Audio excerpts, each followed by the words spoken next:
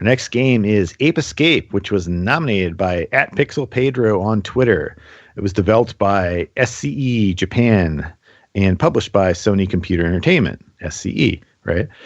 For the PlayStation.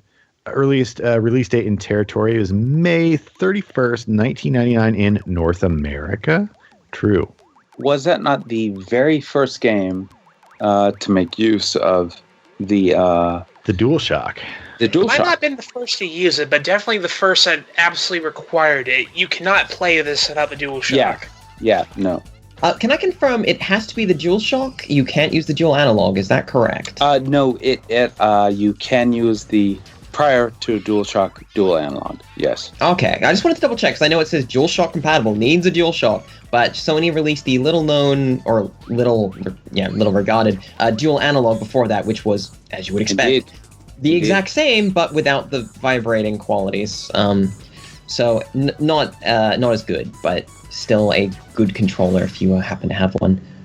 So Ape Escape is a game where you catch apes that look suspiciously like monkeys, and they have stolen a time machine and have accidentally been given super intelligence through the use of I can't really remember what the name of their hats are, but I don't care. Peak They're Point just helmet. I remember Pink that Point. somehow. Yeah, it's a weird name, isn't it? Like Peak Point. Is that like a Japanese translation thing? They're just like, yeah, let's just go with that. But yeah, so they have an evil boss monkey who has white hair and is super evil, and his name is Spectre. And his plan is to basically switch the roles of humans and apes, or monkeys, or whatever. I mean, they keep calling them apes, but they're clearly monkeys. Chimpanzees, even. For some reason, Spectre reminds me of Stripe from Gremlins. Just something about the white hair is. No, I think there's definitely elements of that. There's actually a lot of elements of Gremlins, really, now that you mention it. I was going to say love that film. But I was going to say it reminds me more of Pokemon, especially that Spectre's basically Mewtwo from the movie. Well, you got to catch them all, right? But no, like the monkeys do kind of. I'm going to say monkeys and apes interchangeably. I apologize to people who realize they're different. But these things look like monkeys. They just they don't look like apes. Do what's easy for you. Just keep it going. But yeah, so they mostly just dick around, and they're supposed to have some grand plan, but most of the monkeys are just kind of loafing around on beaches or freezing to death in an ice age. So it's pretty funny. Yeah, so you play as Spike. God damn, I hate the main character in this game. He's yeah, it's his haircut, isn't it? Well, so his name is Spike. His personality trait is he has spiky hair. That's it. Like, he has nothing. He's like the most. He would be less boring if he was more generic. That's how boring this goddamn character is. Story is not the foremost element of this game, or probably the series, I'm sure. The real star of this game are the apes. It's pretty clear that Sony, right from the get-go, was like, the apes are what people are gonna like from this game, because they're adorable and so charming. I love their crazy, big-eyed faces. I really love the idea of the monkeys in general, because they basically work like the stars in Mario 64, only they're their own characters who actually react to you, the player. Mm. You gotta run around the platforming levels, and when you get near the apes, sometimes they'll notice you, and they'll run around screaming in just start shouting, and they'll run around throwing bananas to trip you, and some of them have machine guns and rockets, and they'll try and murder you. And it's really great that they have this huge charmingness to the enemies in this game. The protagonist is just the most white bread. Those characters, of course, were so popular that of course they showed up in Metal Gear Solid 3. No, I played all the missions, and that was a really fun mode. Well, that was a cross reference, because the monkeys have Metal Gear stuff in Ape Escape 2, right? Yes. I think there might even be some Splinter Cell stuff. I think they have the night vision goggles in one of the Ape Escapes, maybe. I'm not 100% sure, but there's a lot of fun. The apes have a massive amount of spin-off games. There's more spin-off games than there are mainline games in this franchise, although most of the spin-off games stayed in Japan because I guess we don't like ape monkeys. So the main part of this game is it is a is somewhat typical PlayStation-style platformer. It's not a big, open, massive, like Banjo-Kazooie or Mario 64 world. It's a lot more, like, kind of boxed in, a little bit more focused. You got, like, a bunch of individual areas separated by little transition hubs. The draw distance is not fantastic, but the game looks fantastic. One of the best, like, outwardly best-looking PlayStation games. And I think in the sense that, you know, this game doesn't feel like it's using a lot of tricks or gimmicks. It's not trying to fool you into thinking it looks better than it is.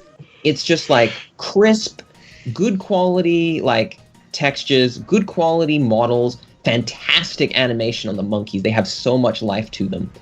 And the music is phenomenal. Like, every stage has a fantastic theme that's kind of thematically tied.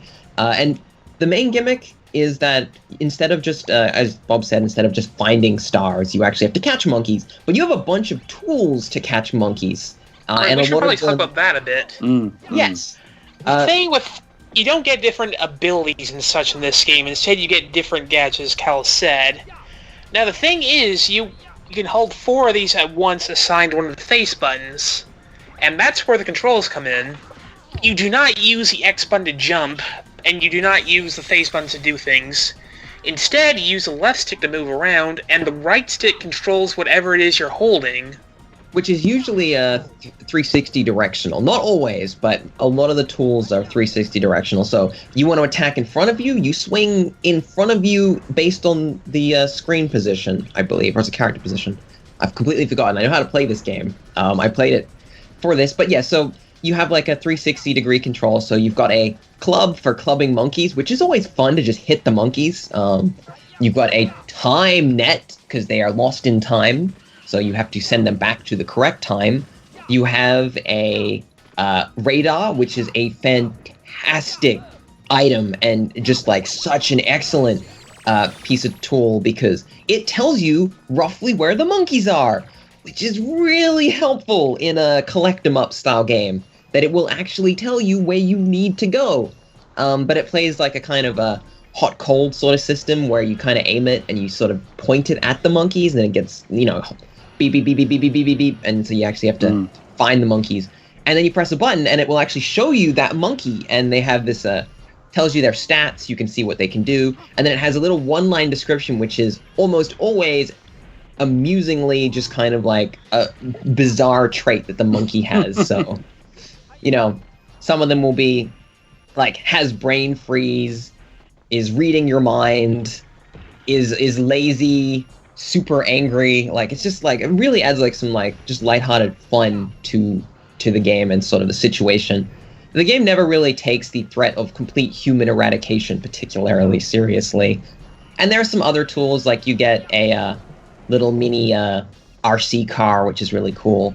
You can hover around using a helicopter sort of weird paddle thing. And the interesting thing about that is you actually have to rotate the controller as if you're spinning a helicopter in order to activate it, and you keep spinning it in order to keep helicoptering, which is cool. And you've got the hula hoop, which also does a similar thing, but it replaces a run button. I found that actually really frustrating because the hula hoop pisses me off. It's kind of hard to move where you want to go and spin the hula hoop to activate it, and it feels like the hula hoop is really picky about how you spin it, and it takes too long to activate, and I actually messed myself up a couple of times playing it out. So, but it is a very interesting idea. It's one of the few platformers around that, instead of just dedicating the right stick to kind of banal camera duty or something, instead you have, you know, it does something. You know, you actually have tools that you use with the right stick. Oh, and you get the slingshot, which is a nice little first-person weapon that you can, you know, gives a little bit of verticality to the game. This is my question. So, with analog controls, with Nintendo, it was, of course, Mario 64. With Sega, it was Knights. And with Sony, it was this game. Which would you say utilized this new control scheme to its greatest? Mario. I mean, the question with Ape Escape, I think, is when you look at it, it's clear that they were kind of unsure what to do with both control sticks, I think is the big thing. Like, pretty much everything in the game is taking the throw everything at the wall and see what sticks approach in terms of just, what do we do with the right stick? I don't know. Let's just come up with a bunch of crazy ideas and hope that it kind of works. I should note, you technically, I think you could play this without analog sticks if you really tried. It would just be a lot less comfortable. Realistically, most of it is, it is a gimmick in a sense. The ability to sort of move things in a 360-degree angle is kind of not really demonstratedly important in the game. Like, using the radar is quite good. That kind of works very well in 3D, and I don't think anything else would have given you the smoothness that aiming a 360-degree radar around, it feels natural in places, but it's hard to deny that it kind of feels like they're just kind of being gimmicky. You get in the boat, which you have to actually paddle like you would expect an actual boat, so you do like the 360-degree, both rotating kind of simultaneously. If you've ever been in a rowboat, you know what I'm talking about, or you've ever been in one of those like rowing things, you just kind of rotate your things around. It is clear that this game is kind of a proof of concept tech sort of demo that Sony produced to sell DualShocks. They were trying to convince people to get DualShocks, and I will say in that regard they did very well with this game. It has elements, but it is a complete game. Like, I don't think you feel ripped off with this game, which is not true of some other tech demo selling games. I would say maybe something like the iToy, the iToy game. It's kind of a collection of like 12 decent to okay mini games, whereas this is actually a pretty thorough game. It is good, and this is the thing. The PlayStation didn't do super well with 3D platformers. Yeah, it's either this or Spyro, and to be honest, I kind of prefer this game. Because 3D platformers generally were the home with the N64, and that was. I do think that Sony must have looked at Mario and went, well, that 3D controller is really working for them. It's really making that game work. So we'll have to do something. And so they ultimately responded to it like 3 years later with this game. Yes. And it is different enough that you can't I wouldn't say one removes the other. I really like the personality of this game. I really like the monkeys, apes. But the whole aesthetic is super charming. But I just feel like this game was too little, too late. Well, what I find interesting about this game, I think, is Sony themselves kind of were confused over what to do with it. Because they kind of... Ape Escape got 2 sequels, and they were both for the PlayStation 2, and I believe that they're both better. It's not to say Ape Escape is bad, it's just the PS2 games can have bigger areas, they can have more interesting tools, the graphics can be less pop-uppy. They benefit from being able to be refined, so that's fine.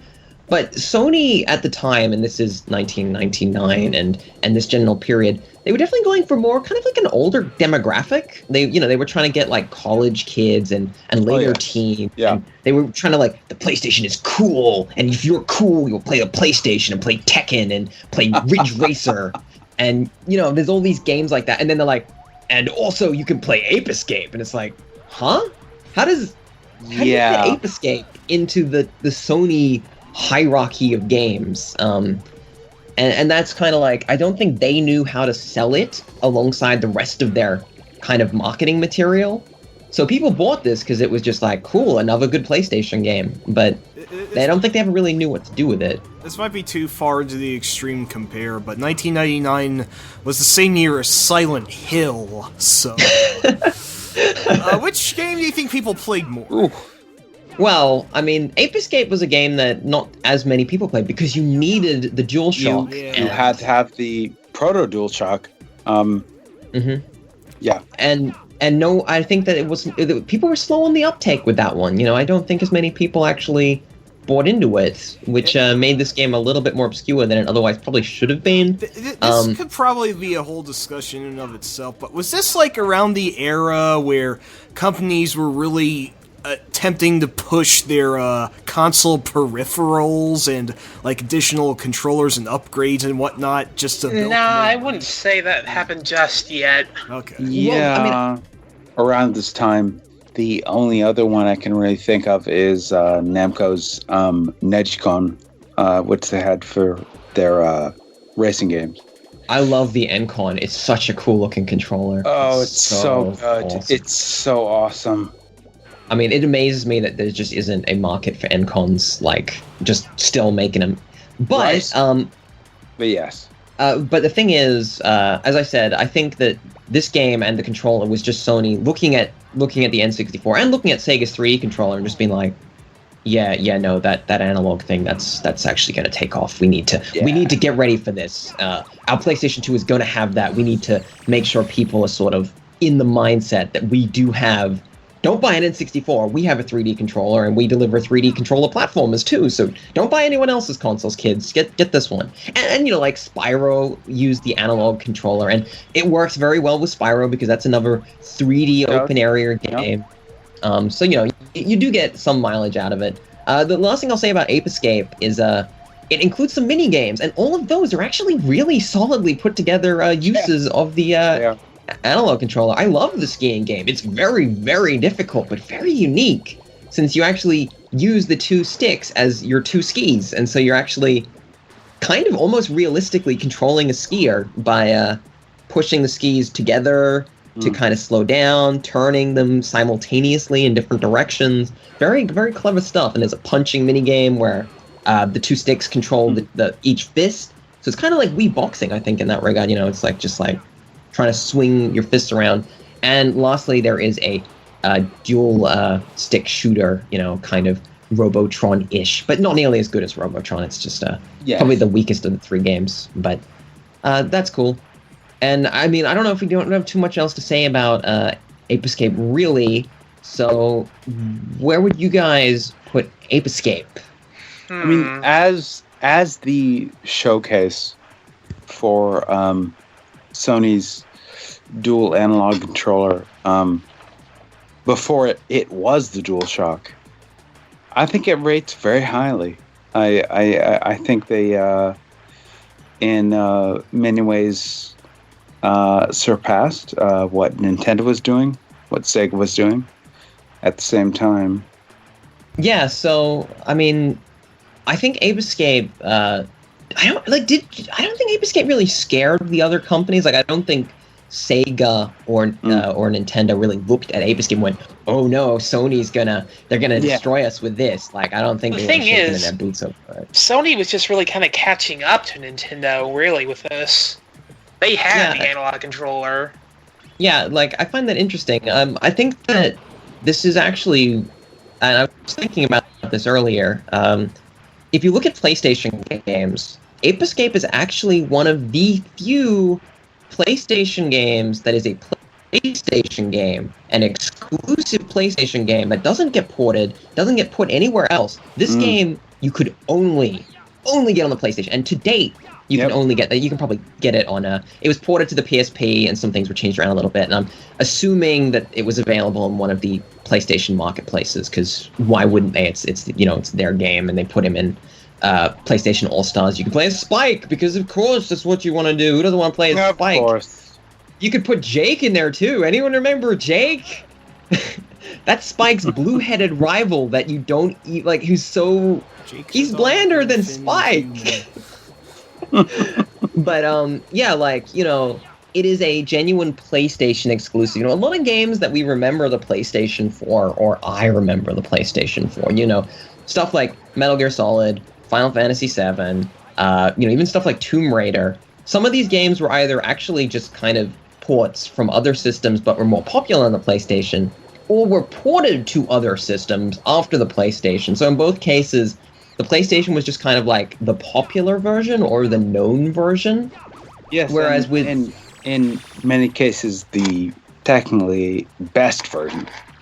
Yes, it's on and off depending on which game it is. But you know, with Spyro and Crash Bandicoot and good old Ape Escape here, which I think might be the trinity of PlayStation platformers in its way. You know, the PlayStation 1. I kind of the reason I kind of prefer this over Spyro is I kind of like Ape Escape's more playground kind of design better than Spyro's more kind of theme park sort of gameplay. They're both good. I just prefer Ape Escape. The thing that I think is cool about Ape Escape is also the way it's designed. You basically play through a level, you keep playing through the game, and then once you get far enough, the game keeps giving you tools. You get new tools every few levels. Then the game basically sends you back to old levels where you're supposed to bring those new tools to capture the rest of the monkeys in the stage. So the game kind of has this interesting way of handling replayability by basically not remixing the stages, but by sending you back through the stages with new tools. But it doesn't kind of force you to go back in the same way. Like Spyro, you have to collect all the treasure to get like the last super secret level or whatever. But that's a pain in the ass. Like, it is not fun to do that. It is just laborious. Ape Escape is just get all the monkeys. You can get all the coins to unlock the final minigame if you want. But, you know, getting all the monkeys is actually very rewarding and very substantial. It's a collect 'em up that doesn't really feel like it's like, oh, you didn't get that Jiggy that was hiding in the other end of the game somewhere a billion miles away that you'll never find? Too bad, you don't get to see the end. Whereas Ape Escape is a collectathon that is actually plausible to collectathon, to actually get everything, which I think that's a really, really generous touch. Although the levels are distressingly empty once you capture the monkeys. Like, you can go back to the stage and there's no monkeys and you're just there and it's like, huh. You could get the coins you need for minigames. I mean, if you want to play the minigames. You should. The first two minigames are great, but I mean, once you collected everything, you can replay the stages and there's nothing there. It's just like, you're just hanging out in this empty stage and these like barren levels. There's no monkeys. The life is drained out of the game. It's weird. Okay, well, I'm going to force a number out on this game. So we have Crash Bandicoot 2, and that is at rank 27 at the moment. 28, I believe. So I guess Crash is at 28. That's Crash Bandicoot 2. As much as I do respect Naughty Dog's work on PS1, Ape Escape is beyond Crash 1, 2, or 3. You know what? I think I'd be willing to live with that. So, I mean, that's putting us up. Then we've got, and this is a tough one, directly above it, Maniac Mansion. Maniac Mansion? Yeah, our list is crazy. Whew. Now, I don't know. Maniac Mansion is a really important game. Massively so. Yeah, our list is crazy. But we don't want to bunch up our platformers. Well, you don't have to arbitrarily not bunch them if it doesn't work. I mean, Ape Escape is a very interesting take on, I think, a platformer. Mostly because it works within the inner construct of a platformer, but it has a lot of twists that reward the basic concept of platforming. This game isn't about, navigating to the end of the level. That's not the goal of Ape Escape. Yes. And I think that's really nice that Ape Escape is just get to the monkey, get to the ape, get to the next one. And it's just rewarding to try and find these apes and capture them. And then it's cool because they can actually run away. They don't stand there. They will actually run to different areas. And you can stealth on them. You can crawl along the ground and then you can curl up in a ball and hope that the monkey doesn't see you. Because they're kind of stupid, I guess. But that's kind of cool that they've got this extra element in there. This feels like kind of it's like a sidestep for platformers, It's not, I don't think that many platformers really went with the Ape Escape style. And I don't know if that's a good or a bad thing. It was quite its own thing. And with Sony being, the final entry into the analog control realm, I think they built a beautiful game. But so where might this rank? Yeah, so that's the question. I'm okay below Maniac Mansion. All right? I'm pretty happy to, they're both Crash Bandicoot 2 and Ape Escape are both PlayStation era PlayStation games, and I'm pretty comfortable with them being near each other because they are kind of similar in many ways without getting too far ahead of themselves. You know, I don't think Ape Escape had like a defining impact on the genre. It's more like an interesting segue, rather than a sort of, because Maniac Mansion is like now point and click games are different. They're completely different now. Yeah, we've changed it. Ape Escape is like Maniac Mansion changed point and click adventure games forever. Ooh, tough. But you know, I'm comfortable. I think just above Crash Bandicoot 2 is the way to go, and that means that somehow the Blando Man Spike is going to defeat one of the more fun mascots of the PlayStation era. But the monkeys are kind of a bunch of crashes, so I guess that's fair enough. No dissents, I don't think. I really couldn't think of much to say about either or, so yeah, I think it's a fair enough placement. Yeah. Bob, you're the Crash fan. I know you're a Crash fan, but you're gonna... I'll live with it. I do like Ape Escape a lot, so I'm okay with it. Okay. So, alright. So that is Ape Escape for the PlayStation 1, directly below Maniac Mansion, above Crash Bandicoot 2, Cortex Strikes Back. So that's locked away then, and that will be the end of that. I do recommend, if you've never played an Ape Escape game, I would recommend playing at least one. You don't have to play Ape Escape 1. You don't have to. Like, 2 and 3 are both pretty great, and, you know, they're slightly less archaic, because the PlayStation was... You could feel the PlayStation kind of struggling underneath with Ape Escape 1, where it's just like, I want to be better, but I can't. So the PlayStation 2 games do have that slight advantage. But I don't think they have a level inside of a giant dinosaur, so that's a shame. Indeed.